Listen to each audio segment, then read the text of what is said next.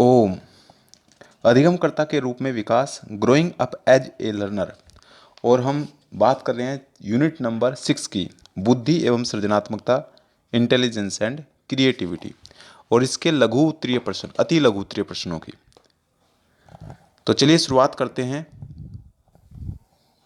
आप सबका आज की क्लास में स्वागत है। तो पहला प्रश्न है, बुद्धि कितने प्रकार की होती है? तो बुद्धि कितने प्रकार की होती है? बुद्धि कितने प्रकार की होती है?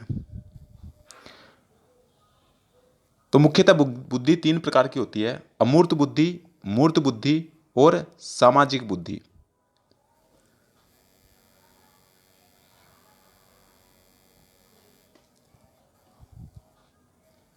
तो मुख्यतः बुद्धि 3 प्रकार की होती है: अमूर्त बुद्धि, मूर्त बुद्धि, और मूर्त बुद्धि को कहते हैं यांत्रिक बुद्धि, और एक होती है सामाजिक बुद्धि। प्रश्न नंबर 2, सर्वप्रथम शाब्दिक बुद्धि परीक्षण किस देश के मनोवैज्ञानिक ने बनाया? शाब्दिक बुद्धि परीक्षण तो किसने बनाया? तो फ्रांस के मनोवैज्ञानिक बिने ने, BINET बिने, और साइमन ने 1905 में फ्रेंच भाषा में सबसे पहले शाब्दिक बुद्धि परीक्षण बनाया।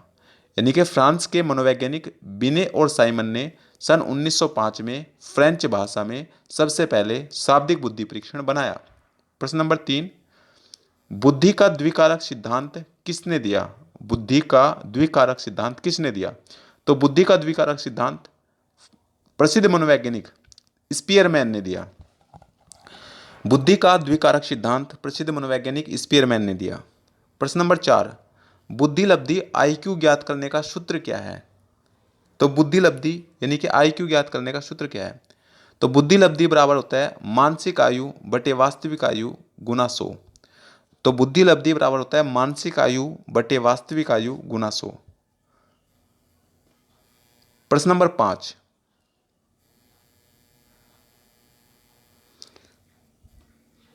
बुद्धि का प्रतिदर्श सिद्धांत लिखिए। बुद्धि का प्रतिदर्श सिद्धांत लिखिए। तो इस मत का प्रतिपादन थ्रस्टन ने किया, और इसके अनुसार बुद्धि अनेक प्रतिकारकों का समूह है। यह सिद्धांत स्पीयरमैन के द्वितत्व सिद्धांत और थॉर्नडाइक के बहुतत्व सिद्धांत का मध्यमार्गी सिद्धांत है। इसमें 7 प्राथमिक मानसिक योग्यताओं का वर्णन है। कितनी का? 7 मानसिक योग्यताओं का, प्राथमिक मानसिक योग्यताओं का वर्णन है, और इसे प्रारंभिक मानसिक योग्यता सिद्धांत भी कहते हैं। क्या कहते हैं? प्रारंभिक मानसिक योग्यता सिद्धांत भी कहते हैं। प्रश्न नंबर 6, अमूर्त बुद्धि क्या है? अमूर्त बुद्धि तो अमूर्त बुद्धि से अभिप्राय शाब्दिक एवं गणितीय संकेतों को समझने व प्रयोग करने की योग्यता से है। लिखने, पढ़ने और तार्किक चिंतन में अमूर्त बुद्धि की आवश्यकता होती है। ऐसी बुद्धि में प्राय कलाकार, चिंतक, विचारक, दार्शनिक, वैज्ञानिक ये सभी आते हैं। तो अमूर्त बुद्धि क्या है? अमूर्त बुद्धि से अभिप्राय शाब्दिक एवं गणितीय संकेतों को समझने व प्रयोग करने की योग्यता से है। लिखने, पढ़ने तथा तार्किक चिंतन में अमूर्त बुद्धि की आवश्यकता होती है। ऐसी बुद्धि वाले प्राय कलाकार, चिंतक, विचारक, दार्शनिक, वैज्ञानिक आदि होते हैं। प्रश्न नंबर 7, थ्रस्टन द्वारा खोजी गई 7 प्राथमिक मानसिक योग्यताएं कौन सी हैं? थ्रस्टन द्वारा खोजी गई 7 प्राथमिक मानसिक योग्यताएं कौन सी है? तो वे योग्यताएं हैं: नंबर 1, संख्यात्मक योग्यता यानी कि न्यूमेरिक एबिलिटी। नंबर 2, शाब्दिक योग्यता यानी कि स्पेशल एबिलिटी, स्थानीय योग्यता। नंबर 3, रुको, नंबर 1 संख्यात्मक योग्यता जिसको न्यूमेरिक एबिलिटी कहते हैं, न्यूमेरिक एबिलिटी। नंबर 2 शाब्दिक योग्यता जिसको वर्बल एबिलिटी कहते हैं, V। तीसरा हो गया है स्थानीय योग्यता जिसको स्पेशल एबिलिटी कहते हैं, S। नंबर 4 शब्द प्रवाह योग्यता जिसको वर्ड फ्लुएंसी कहते हैं, W। और पांचवा होता है तार्किक योग्यता जिसको रीजनिंग एबिलिटी कहते हैं, R। और छठा है स्मृति योग्यता यानी कि मेमोरी एबिलिटी जिसको M कहते हैं। और सातवां है प्रत्यक्षीकरण संबंधी योग्यता जिसको परसेप्चुअल एबिलिटी कहते हैं, यानी कि P। प्रश्न नंबर 8, द्वितीयत्व सिद्धांत के 2 तत्व कौन कौन से हैं? द्वितत्व सिद्धांत के दो तत्व कौन कौन से हैं? तो इसमें सामान्य योग्यता सिद्धांत जनरल एबिलिटी और विशिष्ट योग्यता यानी कि स्पेसिफिक एबिलिटी दोनों आते हैं। तो द्वितत्व में सामान्य योग्यता यानी कि जनरल एबिलिटी और विशिष्ट योग्यता यानी कि स्पेसिफिक एबिलिटी आती है। प्रश्न नंबर 9, सर्वप्रथम मनोवैज्ञानिक प्रयोगशाला की स्थापना कब और किसने की और कहाँ की? तो जर्मन मनोवैज्ञानिक वुंट ने सन 1879 में 1879 में जर्मन के लिपजिंग शहर में जर्मनी के लिपजिंग शहर में बुद्धि मापन के लिए सबसे पहले मनोवैज्ञानिक प्रयोगशाला स्थापित की। तो जर्मन मनोवैज्ञानिक वुंट ने 1879 में 1879 में जर्मनी के लिपजिंग शहर में बुद्धि मापन के लिए सबसे पहले मनोवैज्ञानिक प्रयोगशाला स्थापित की। प्रश्न नंबर 10, सर्वप्रथम बुद्धि परीक्षण निर्मित करने का श्रेय किससे जाता है? सबसे पहले बुद्धि परीक्षण निर्मित करने का श्रेय किससे जाता है? तो फ्रांसीसी मनोवैज्ञानिक अल्फ्रेड बिने, जिन्होंने अपने सहयोगी साइमन के साथ में 1905 में एक प्रमाणिक बुद्धि परीक्षण का निर्माण किया। तो फ्रांसीसी मनोवैज्ञानिक अल्फ्रेड बिने, जिन्होंने अपने सहयोगी साइमन बिने के साथ में मिलकर सन 1905 में एक प्रमाणिक बुद्धि परीक्षण का निर्माण किया। प्रश्न नंबर 11 है, बुद्धि लब्धि यानी कि इंटेलिजेंस क्विसेंट क्या है? तो बुद्धि लब्धि से तात्पर्य बालक अथवा व्यक्ति की मानसिक आयु एवं वास्तविक आयु के अनुपात से होता है। इस अनुपात में दशमलव बिंदु हटाने के लिए अनुपात को 100 से गुणा कर दिया जाता है। यानी कि बुद्धि लब्धि IQ बराबर होता है मानसिक आयु MA अपॉन शारीरिक आयु यानी कि CA इंटू 100। प्रश्न नंबर 12, बुद्धि लब्धि यानी कि IQ के बारे में सर्वप्रथम किसने सुझाव दिया? तो बुद्धि लब्धि के बारे में सन 1912 में जर्मनी के विलियम स्टर्न ने सबसे पहले बुद्धि लब्धि के बारे में सुझाव दिया। प्रश्न नंबर 13, बुद्धि के दो सिद्धांतों के नाम बताएं।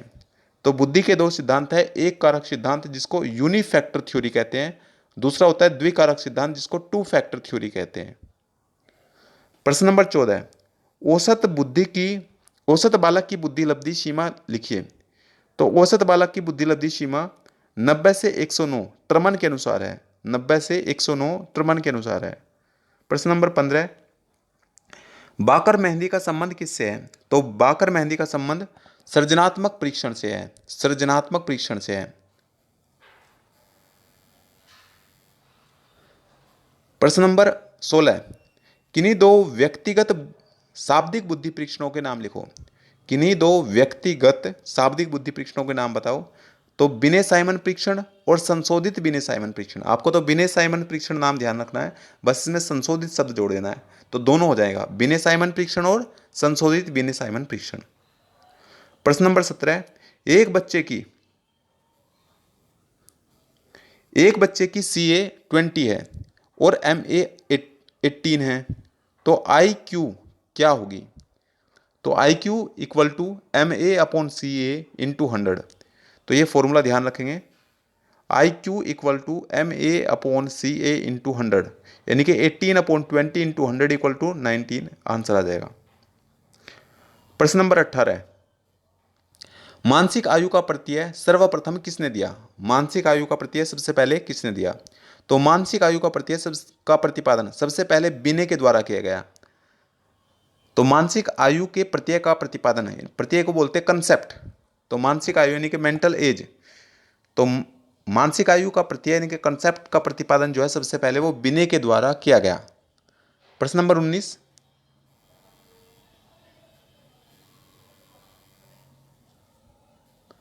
मानसिक आयु क्या है? तो बिने के अनुसार मानसिक आयु किसी व्यक्ति के मानसिक विकास की वह अभिव्यक्ति है जो उसके जा सकने वाले मानसिक कार्यों जो उसके द्वारा किए जा सकने वाले मानसिक कार्यों से ज्ञात की जा सकती है और जिनकी आयु विशेष में सामान्य बालकों से क्या होती है, सफलतापूर्वक करने की अपेक्षा रहती है। दोबारा देखेंगे तो मानसिक आयु क्या है, सुनेंगे ध्यान से। मानसिक आयु, तो बिने के अनुसार मानसिक आयु किसी व्यक्ति के मानसिक विकास की वह अभिव्यक्ति है जो उसके द्वारा किए जा सकने वाले मानसिक कार्यों से ज्ञात की जा सकती है और जिसकी उस आयु विशेष के सामान्य बालकों से सफलतापूर्वक करने की अपेक्षा रहती है। प्रश्न नंबर 20, सृजनात्मकता का स्तर सिद्धांत किसने प्रतिपादित किया? सृजनात्मकता का स्तर सिद्धांत किसने प्रतिपादित किया? तो ये प्रतिपादित किया था आई.ए. टेलर ने। किसने प्रतिपादित किया था? आई.ए. टेलर ने। प्रश्न नंबर 21, बहुबुद्धि प्रत्यय का प्रतिपादन किसने किया? तो बहुबुद्धि प्रत्यय का प्रतिपादन मनोवैज्ञानिक गार्डनर ने किया। प्रश्न नंबर 12, प्रश्न नंबर 22, प्रश्न नंबर 22, तार्किक गणितीय बुद्धि से क्या तात्पर्य है? तार्किक गणितीय बुद्धि से क्या तात्पर्य है? तो तार्किक गणितीय बुद्धि, लॉजिकल मैथमेटिकल इंटेलिजेंस, इस तरह की बुद्धि में तार्किक जोड़ घटाव देखना समाहित होता है। इस तरह के व्यक्ति पहेली को हल करने, प्रयोग करने, खोज करने और प्रश्न पूछने में आगे रहते हैं। इस तरह के व्यक्ति किसी भी असंभव प्रत्यय को अच्छी तरह से समझने की कोशिश करते हैं, यानी कि किसी भी अच्छी कंसेप्ट को अच्छी तरह से समझने की कोशिश करते हैं और इसके लिए वे कई तरह से दृश्य और श्रव्य साधनों का प्रयोग करते हैं, तो उसे कहते हैं तार्किक गणितीय बुद्धि। प्रश्न नंबर 23, शारीरिक गतिक बुद्धि यानी कि बॉडी काइनेस्थेटिक इंटेलिजेंस से क्या तात्पर्य है? तो शारीरिक गतिक बुद्धि यानी कि बॉडी काइनेस्थेटिक इंटेलिजेंस, इस तरह की बुद्धि में शारीरिक गतिविधियों पर नियंत्रण रखने की क्षमता और उपयोग करने की क्षमता निहित होती है और इस तरह की बुद्धि नर्तक को बोलते हैं डांसर और व्यायामकारों में अधिक होती है और इस तरह के व्यक्तियों में को अपने शरीर की गति पर पर्याप्त नियंत्रण होता है, यानी कि अपनी बॉडी के ऊपर वो फुल कंट्रोल कर सकते हैं और इस तरह के व्यक्ति दूसरे व्यक्तियों से शारीरिक भाषा यानी कि बॉडी लैंग्वेज, अभिनय यानी कि एक्टिंग, भूमिका निर्वाह यानी कि रोल प्लेइंग के माध्यम से संप्रेषण यानी कि कम्युनिकेशन करते हैं। प्रश्न नंबर 24,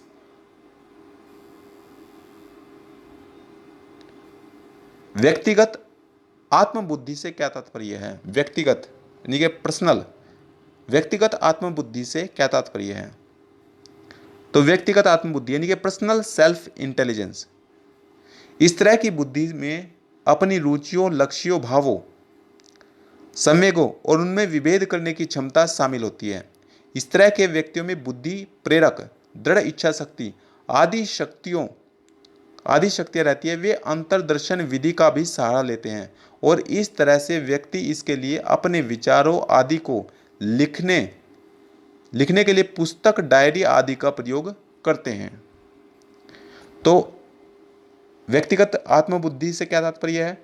यानी कि व्यक्तिगत आत्मबुद्धि, पर्सनल सेल्फ इंटेलिजेंस, इस तरह की बुद्धि में व्यक्ति अपनी रुचियों, अपने लक्ष्य, भावों, संवेगों और उनमें विभेद करने की क्षमता शामिल होती है। इस तरह के व्यक्तियों में बुद्धि, प्रेरक, दृढ़ इच्छा शक्ति आदि शक्तियां रहती हैं और वे अंतर्दर्शन विधि का भी सहारा लेते हैं और इस तरह के व्यक्ति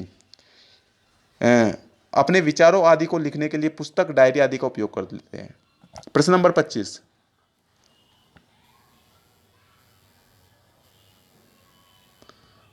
प्रश्न नंबर 25, सामाजिक बुद्धि के प्रभाव का सिद्धांत किसने प्रतिपादित किया? तो ये क्या था?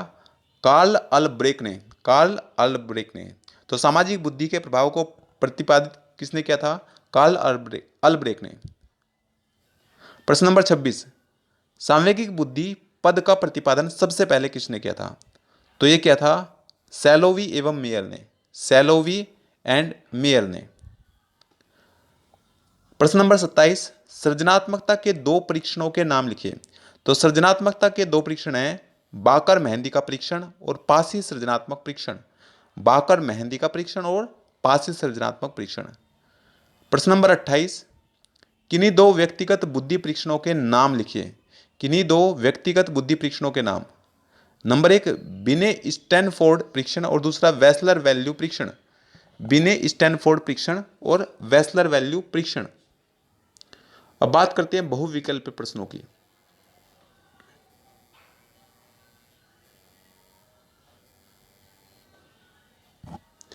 पॉइंट नंबर एक, आर्मी अल्फा बुद्धि परीक्षण किस प्रकार का परीक्षण नहीं है?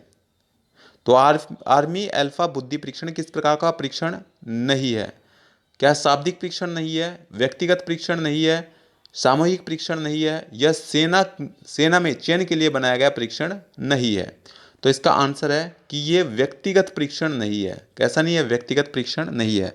तो आर्मी अल्फा बुद्धि परीक्षण जो है वो शाब्दिक परीक्षण भी है, सामूहिक परीक्षण भी है, व्यक्तिगत परीक्षण नहीं है, और सेना में चयन के लिए बनाया गया परीक्षण भी होता है। प्रश्न नंबर 2, प्रशासन के आधार पर बुद्धि परीक्षणों के प्रकार हैं, या बुद्धि परीक्षण कितने प्रकार के होते हैं? तो प्रशासन के आधार पर बुद्धि परीक्षण 2 प्रकार के होते हैं। प्रश्न नंबर 3, बहुतत्व सिद्धांत के प्रतिपादक कौन है? तो बहुतत्व सिद्धांत के प्रतिपादक थ्रस्टन है। बहुतत्व सिद्धांत के प्रतिपादक थ्रस्टन है। प्रश्न नंबर 4, गिलफर्ड ने कितनी मानसिक योग्यताओं के आधार पर बुद्धि की संरचना का वर्णन किया है? तो उन्होंने 3 के आधार पर किया है। कितने पर? 3 के आधार पर किया है। प्रश्न नंबर 5, व्यक्ति के चेहरे को देखकर उसकी बुद्धि का पता लगाया जा सकता है, किसने कहा है? तो ये लेवेटर ने कहा है। लेवेटर ने कहा है कि व्यक्ति के चेहरे को देखकर उसकी बुद्धि का पता लगाया जा सकता है। प्रश्न नंबर 6, बुद्धि परीक्षण से कौन सा नाम संबंधित है? क्या क्रो एवं क्रो है, क्या जोन्स है, क्या अल्फ्रेड बिने है, या रोस है? तो इसका सही जवाब है अल्फ्रेड बिने। तो बुद्धि परीक्षण से संबंधित अल्फ्रेड बिने थे। प्रश्न नंबर 7, किसने सबसे पहले सर्वप्रथम प्रयोगशाला खोलकर बुद्धि परीक्षण के कार्य को मनोवैज्ञानिक आधार दिया? तो वो थे वुंट। किसने किया था ये कार्य? वुंट ने किया था। प्रश्न नंबर 8, बिने साइमन मानदंड का संशोधन किस मनोवैज्ञानिक ने किया? बिने साइमन मानदंड का संशोधन किस मनोवैज्ञानिक ने किया? तो ये किया था टर्मन ने।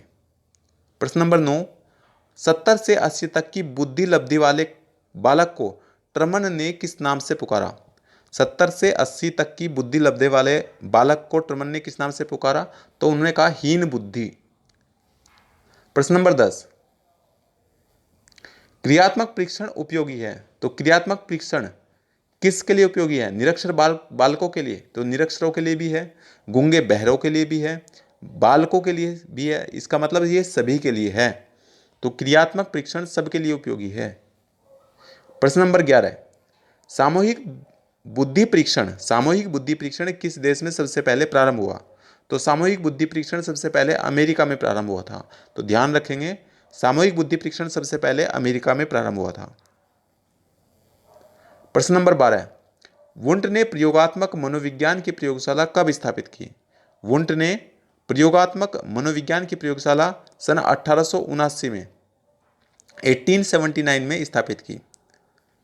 पॉइंट नंबर 13, स्टैनफोर्ड बिने स्केल का विकास किस देश में किया गया था? स्टैनफोर्ड बिने स्केल का विकास किस देश में किया गया था? तो स्टैनफोर्ड बिने स्केल का विकास अमेरिका में किया गया था।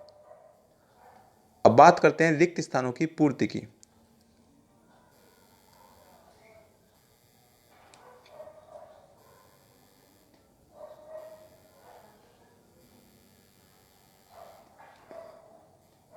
रिक्त स्थानों की पूर्ति। पॉइंट नंबर 1, बुद्धि के समूह कारक सिद्धांत का प्रतिपादन किसने किया? थ्रस्टन ने किया। बुद्धि के समूह कारक सिद्धांत का प्रतिपादन थ्रस्टन ने किया। नंबर 2, बुद्धि संबंधी प्रतिदर्श सिद्धांत जी थॉमसन ने दिया। बुद्धि संबंधी प्रतिदर्श सिद्धांत जी थॉमसन ने दिया। नंबर 3, मानसिक योग्यता का सिद्धांत गिलफर्ड ने दिया। मानसिक योग्यता का सिद्धांत गिलफर्ड ने दिया। पॉइंट नंबर 4, डॉक्टर भाटिया के द्वारा सन 1955 में क्रियात्मक बुद्धि परीक्षण माला का निर्माण किया गया था 1955 में। पॉइंट नंबर 5, वाचिक बुद्धि परीक्षण में प्रयोज्य की बुद्धि का मापन करने में भाषाई शब्दों का प्रयोग किया जाता है। किसका? भाषाई शब्दों का प्रयोग किया जाता है। पॉइंट नंबर 6, सामूहिक बुद्धि परीक्षण में प्रयोज्य के साथ में व्यक्तिगत संबंध स्थापित नहीं हो पाता। किसमें? सामूहिक बुद्धि परीक्षण में नहीं हो पाता। पॉइंट नंबर 7, मनोविज्ञान की प्रथम प्रयोगशाला विलियम वुंट ने स्थापित की थी। मनोविज्ञान की प्रथम प्रयोगशाला विलियम वुंट ने स्थापित की थी। पॉइंट नंबर 8, बीएफ स्किनर का व्यवहार, बीएफ स्किनर एक व्यवहारवादी मनोवैज्ञानिक है। तो बीएफ स्किनर एक व्यवहारवादी मनोवैज्ञानिक है। प्रश्न नंबर 9, स्पीयरमैन के अनुसार बुद्धि के दो तत्व होते हैं जिसमें सामान्य बुद्धि और विशिष्ट बुद्धि होती है। तो स्पीयरमैन के अनुसार बुद्धि के दो तत्व होते हैं, सामान्य और विशिष्ट। प्रश्न नंबर 10, संगसत्तात्मक या प्रतीकात्मक सिद्धांत या प्रतिदर्श सिद्धांत, जिसको सैंपलिंग कहते हैं, उसका प्रतिपादन थ्रस्टन ने किया। तो संगसत्तात्मक या प्रतीकात्मक सिद्धांत या प्रतिदर्श सिद्धांत, सैंपलिंग का प्रतिपादन थ्रस्टन ने किया। प्रश्न नंबर 11, गिलफोर्ड ने 120 में से 80 कोषों की पहचान की, यानी कि 80 की पहचान की है। प्रश्न नंबर 12, बुद्धि लब्धि का प्रत्यय बीने ने दिया। बुद्धि लब्धि का प्रत्यय बीने ने दिया। पॉइंट नंबर 13, भारत में सृजनात्मक परीक्षण की रचना बाकर मेहंदी ने की। भारत में सृजनात्मक परीक्षण की रचना बाकर मेहंदी ने की। पॉइंट नंबर 14, बुद्धि परीक्षण में सबसे अधिक उपयोग अशाब्दिक परीक्षण का होता है। तो बुद्धि परीक्षण में सबसे अधिक प्रयोग अशाब्दिक परीक्षण का होता है। अब बात करते हैं सत्य असत्य कथनों की।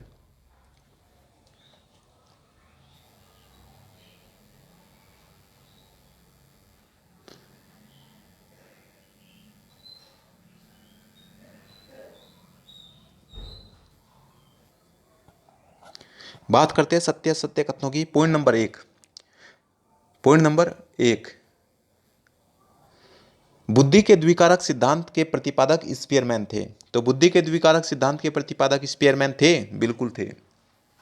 पॉइंट नंबर 2, केली ने बुद्धि को 9 योग्यताओं का समूह बताया। तो क्या केली ने बुद्धि को 9 योग्यताओं का समूह बताया था? ये बात सही है? तो बिल्कुल सही है। पॉइंट नंबर 3, मूर्त बुद्धि को यांत्रिक बुद्धि भी कहा जाता है। क्या मूर्त बुद्धि को यांत्रिक बुद्धि कहा जाता है? तो ये बात सही है, कहा जाता है। पॉइंट नंबर 4, द्वितत्वीय सिद्धांत के प्रतिपादक थोर्नडाइक हैं। द्वितत्वीय सिद्धांत के प्रतिपादक थोर्नडाइक हैं। तो ये बात गलत है, असत्य है, असत्य। पॉइंट नंबर 5, बुद्धि का विकास वृद्धावस्था में सबसे अधिक होता है। ऐसा नहीं है, ऐसा नहीं है, तो असत्य हो। पॉइंट नंबर 6, बुद्धि और ज्ञान पर्याय हैं। क्या बुद्धि ज्ञान का पर्यायवाची है? ऐसा भी नहीं है। पॉइंट नंबर 7,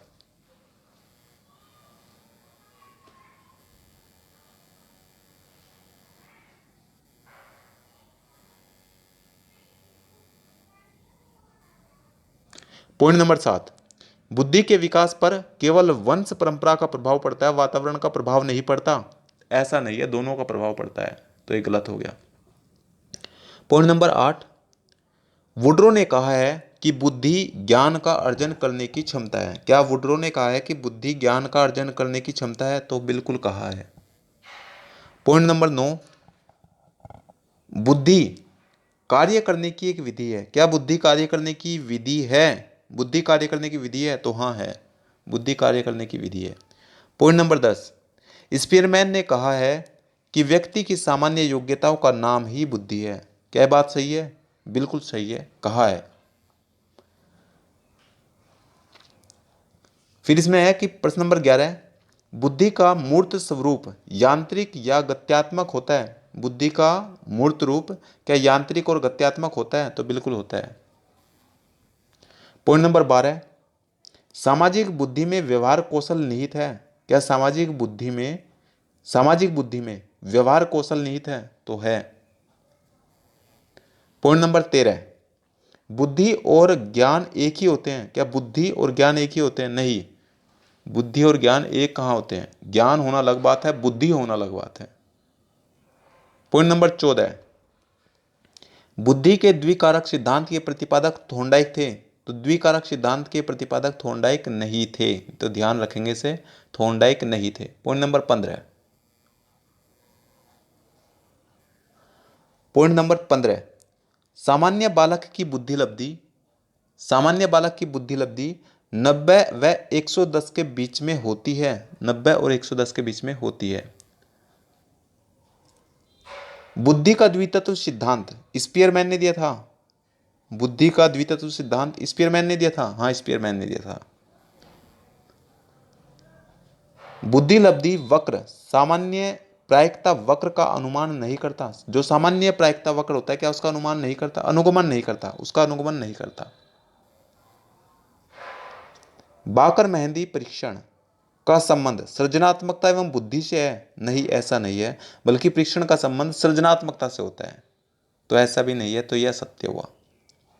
पॉइंट नंबर 19, मानसिक आयु का प्रत्यय सर्वप्रथम ट्रमन ने दिया था। तो ट्रमन ने नहीं दिया था, ये कथन हुआ।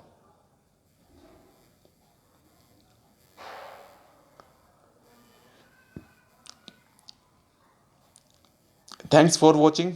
Like, comment, share and subscribe.